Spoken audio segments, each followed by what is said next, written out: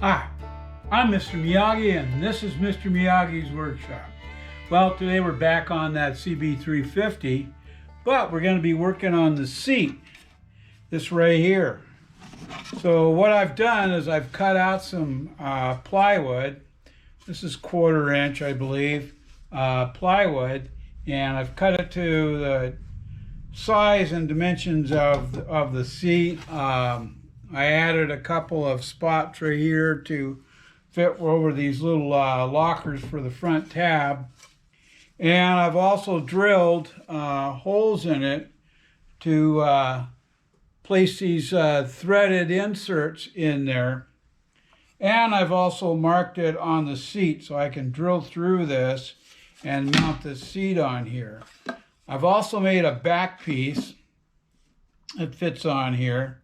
And cut out a piece of foam that will attach to that and screw to the back side here.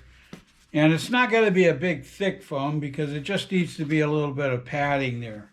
But I do have some fairly decent foam here that was off of another project I was doing. And I started cutting this out. And I thought I'd show you the way I like to cut this out. If you go to, you can get these on eBay, Amazon, whatever. This is just a electric steak knife, and man, it really works well for cutting this stuff.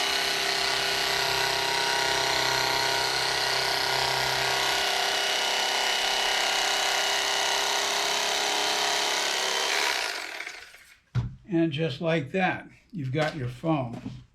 So I'll just be fitting this in place here. I still have to trim a little bit off the front here.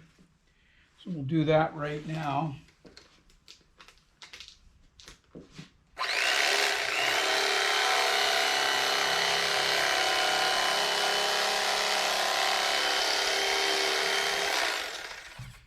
This little electric steak knife, I think I paid 14 bucks for it on Amazon. It was just a cheap one, you know, that you can get replacement blades for them. You just lock in there. But it works really, you can see it works really nice for cutting the foam. You can also use it for shaping, and which we will later on. So this all just kind of fits down in there. And I've got my cover here. This is a stretchable fabric for seats, so I can kind of mold it around to whatever I want. But and then it looks like this gets cut down just a hair so it fits in there, because we don't need much padding. And I may not even put that in now that I'm looking at it. I don't know. We'll see.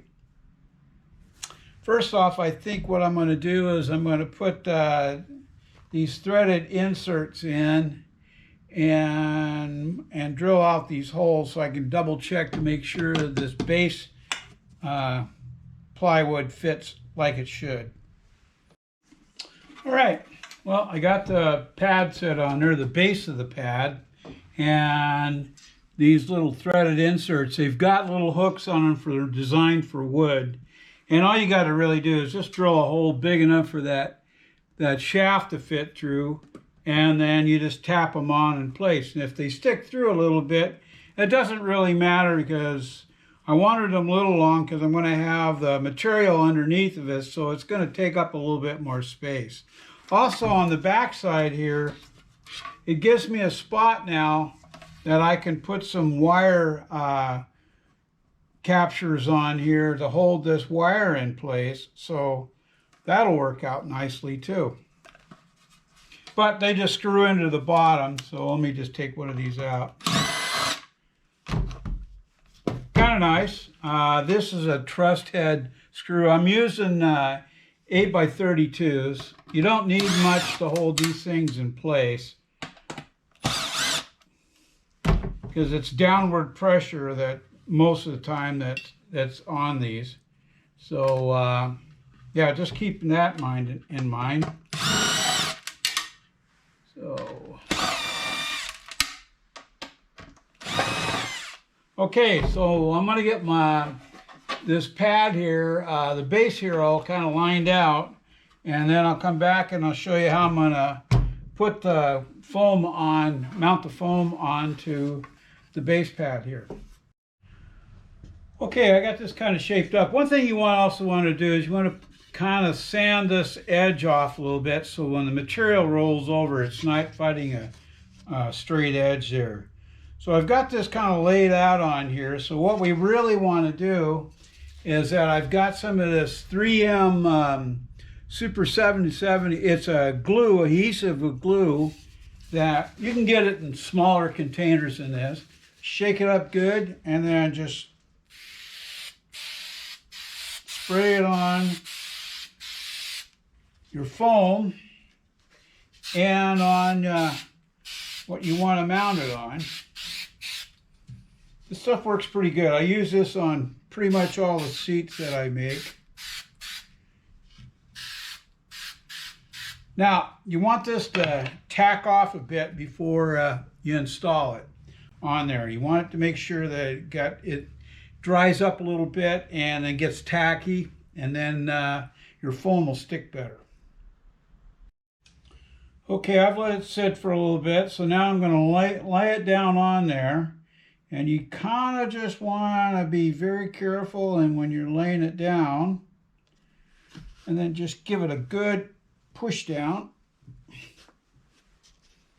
And there's your foam. So we need to shape this a little more.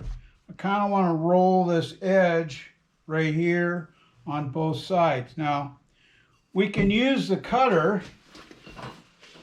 or our little knife to see if we can shape it a little bit.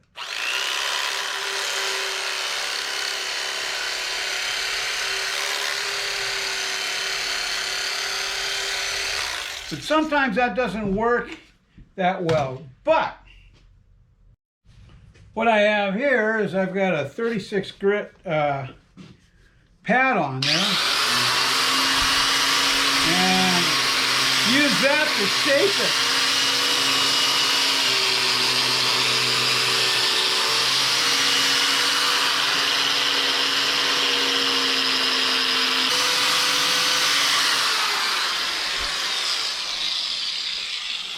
Well, you can see it gets a little messy.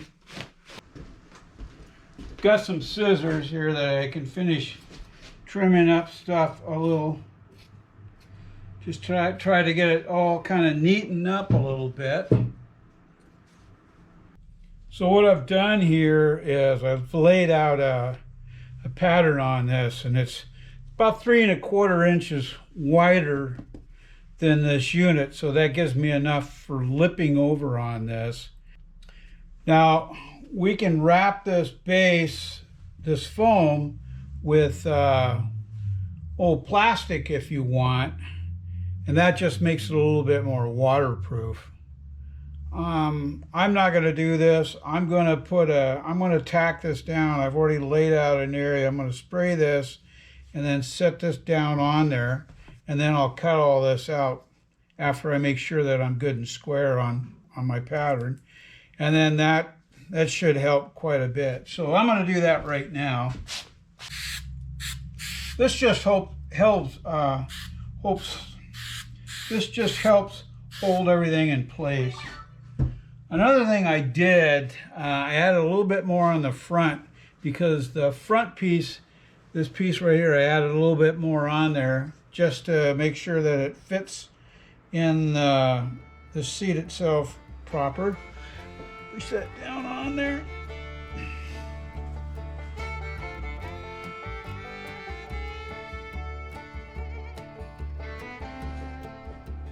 So I'm going to take this material and stretch it up on there, and I like to roll mine over just a little bit to form an edge and a little better place to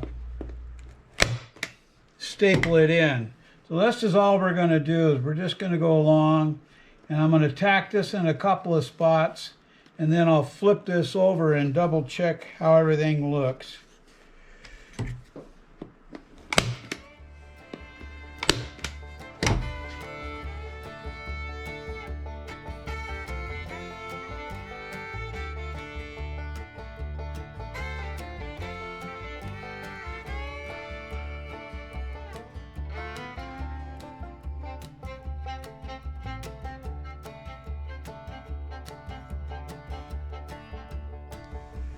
Okay, so what I did here is I put in some wire tie holes for this line here. I used some of this 3M window sealer and spatched it around with some duct tape.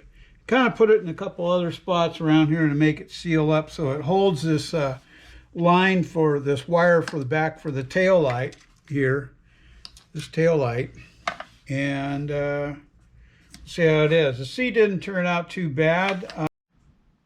So yesterday I got a fair amount done on this. I got the seat done, I got the tank and everything on there, put the knee pads on, got it lined with this edging, got everything kind of set up, got the air filters on. Lots of little odds and ends I got done yesterday, which is kind of good. So today I'm going to finish completing and maybe even firing this thing up. One thing I do like about having this swing lift in my shop, I'm able to lift these bikes on and off these tables, and I'm able to look at my scale. Now I've weighed this, I've got this hooked up. Let me get it down here.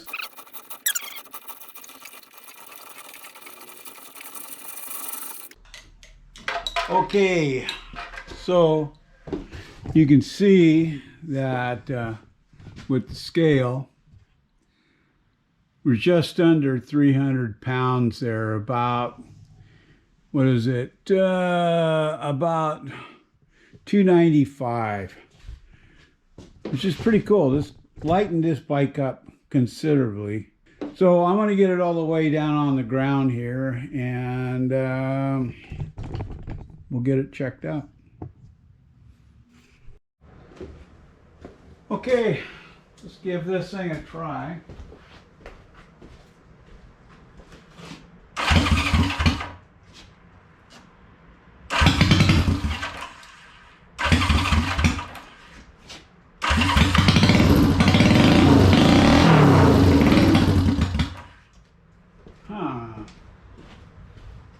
Got a feeling we got a little bit of a short out right in this area here. Oh, well, it helps to put the spark plug on. You have to put spark plug wire.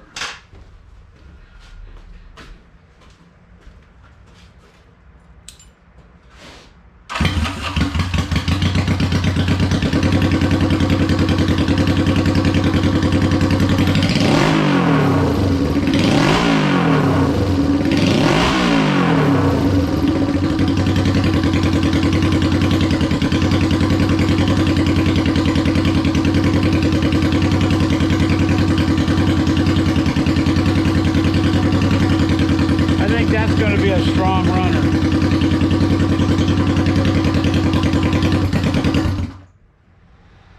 Now, I did dial in the carburetors, and with the cables and such, you gotta watch inside there where they attach, and when you pull the throttle, you want to make sure that they both lift at the same time.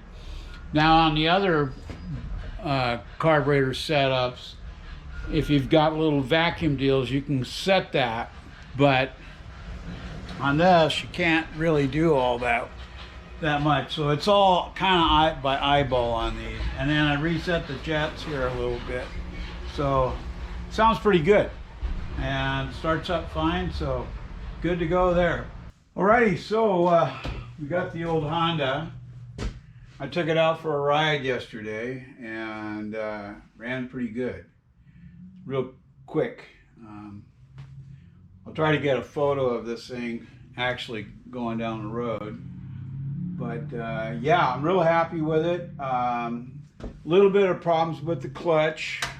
Got that kind of adjusted up. It was hanging up a little bit. So we got that down. But yeah, this thing's really pretty much ready to go. So any of you people out there are interested in a 1973 CB350, got one for sale. Oh, you can contact me on tmiyagi@hotmail.com. All right.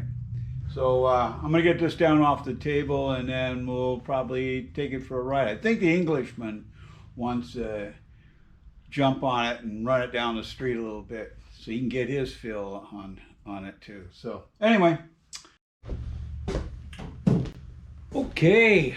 Well, I guess she's done. Got her running pretty good. I was going to take it out for another ride and show you how it's going down the road and everything, but we live in Washington State, and sometimes this is the weather we get. Trees blowing around here, it's raining, it's not that great.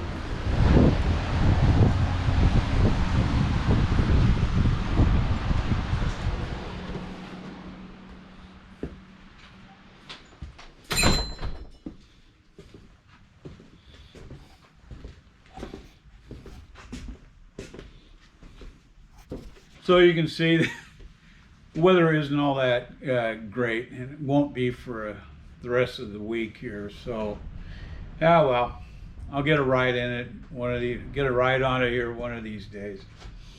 So anyway, yeah, this bike is for sale. If you're interested, like I said before, here, just contact me on at tmiyagi@hotmail.com, and we can make some deals. We can talk about price and whatever. But if you have any questions or comments, you can put them in the comment section below, or like I said, you can send them to my email address at tmiyagi@hotmail.com. And if you've liked this episode, please like, share, and subscribe. And don't forget that ringy-dingy button over there for the next episode coming up. So this is Mr. Miyagi saying, you be safe out there, and hope to see you on the road. Ciao.